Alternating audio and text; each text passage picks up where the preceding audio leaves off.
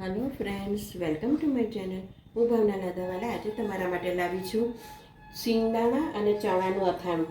આ સિંગદાણા અને ચણાનું અથાણું બહુ જ સરસ લાગે છે. તમને એના માટે હું સામગ્રી કહી દઉં. એક વાટકી સિંગદાણા લીધા છે, એક વાટકી ચણા ને એક વાટકી મેથી. એ ત્રણેયને રાતના ધોઈને રાતના ધોઈને પલાળી દીધેલા આખી રાત, અને સવારે એને આવી રીતના કપડામાં વવરાવી દીધા છે. અને બીજું એના માટે મીઠું, લસણ, ચીલી કટરમાં લસણ અને આદું એક વાટકી જેટલું ક્રશ કરી લઈશું છે. હિંગ, કેરી છીણેલી છે 500 ગ્રામ, અને 250 ગ્રામ જેટલો મસાલો છે. તેલ જરૂર પ્રમાણે, સિંગ તેલ જ વાપરજો. તો હવે આપણે રીત ચાલુ કરીએ. સૌથી પહેલાં આપણે તેલમાં મેં 4-5 ચમચી તેલ લીધું છે. એમાં હિંગ નાખીશું, અને આ સિંગદાણા જે પલાળેલા છે એ વવરાઈ દીધા હતા કપડામાં, એ નાખી દઈશું.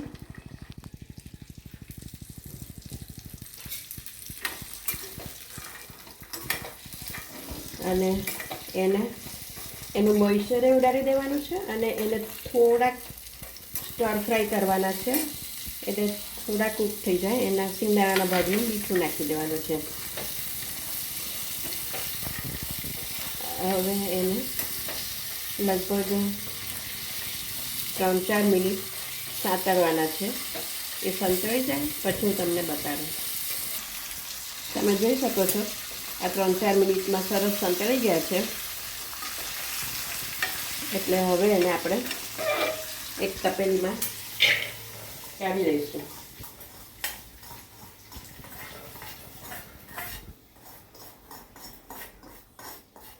હવે ફરી આપણે થોડુંક તેલ અને હિંગ નાખીને ચણા સાંતળી લઈએ.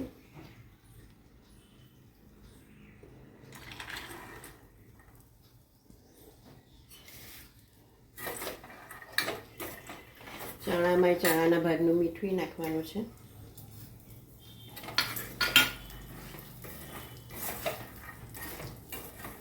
એને આપણે સરસ 3-4 મિનિટ સુધી સ્ટર ફ્રાય કરવાના છે. એટલે થોડાક કૂક પણ થઈ જશે, અને એનું મોઇશ્ચર હશે એ બધું જતું રહેશે. 3-4 મિનિટ કૂક થાય પછી હું તમને બતાડું.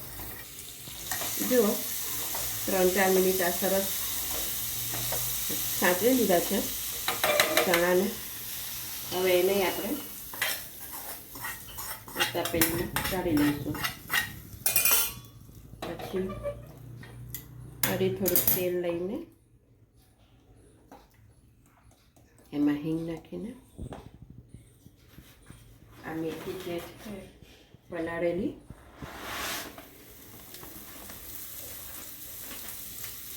એને સ્ટર ફ્રાય કરી લઈશું.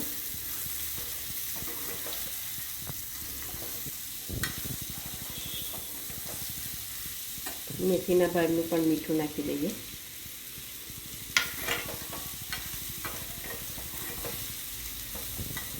બસ આ મેથીને 2-3 મિનિટ સ્ટર ફ્રાય કરવાની છે. પછી હું તમને બતાડું. જુઓ, આ 2-3 મિનિટ મેથીને મેં સરસ તેલમાં સ્ટર ફ્રાય કરી લીધું છે. હવે એને આપણે તપેલીમાં કાઢી લઈશું.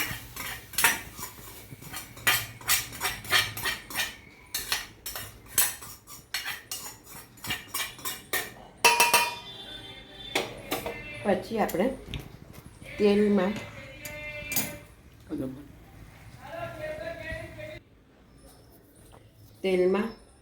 થોડીક હિંગ નાખીને હવે આપણે આદું જે મેં ચીલી કટરમાં ક્રશ કર્યું હતું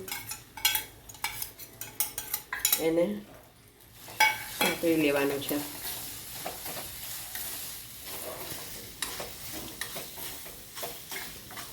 એને બહુ એ નથી કરવાનું, થોડુંક સાંતળી લેવાનું છે. લગભગ 2-3 મિનિટ આને સાંતળવાનું છે. અને એમાં એના સ્વાદ પ્રમાણે મીઠું નાખી દેવાનું.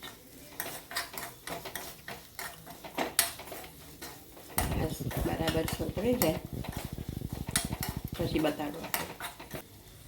જો 2 મિનિટમાં સરસ સંતળાઈ ગયું છે. હવે આપણે આને પણ આ તપેલીમાં ટ્રાન્સફર કરી લઈશું. હવે ફરી થોડુંક વધારે તેલ લઈને આપણે આ લસણ જે મેં ચીલી કટરમાં ક્રશ કર્યું છે લગભગ 1 વાટકી ભરીને લેવાનું છે એ નાખીશું. જો તમે લસણ ના ખાતા હો તો તમે સ્કીપ કરી શકો છો.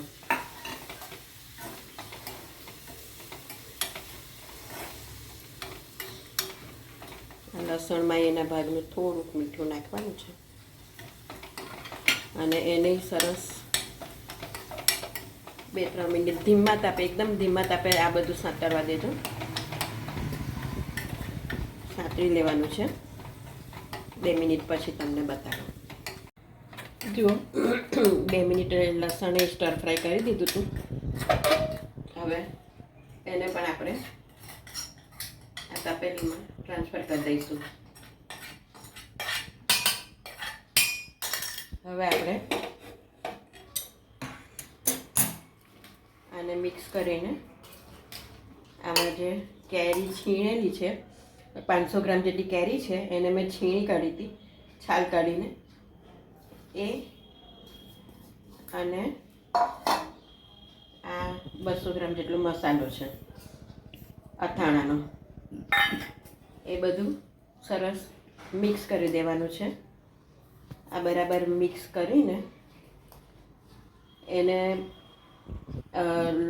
1 દિવસ તપેલીમાં જ રાખવાનું છે અને 3-4 કલાકે હલાવતા રહેજો. આ બરાબર થઈ જાય 1 દિવસ પછી હું તમને આગલી પ્રોસિજર બતાવું. જુઓ આ 1 દિવસમાં સરસ થઈ ગયું છે, બધું બરાબર મિક્સ થઈ ગયું છે. તો થઈ જાય પછી આપણે એમાં ડૂબાડૂબ તેલ નાખવાનું છે. ગરમ કરીને ઠંડુ પાડીને તેલ નાખવાનું છે.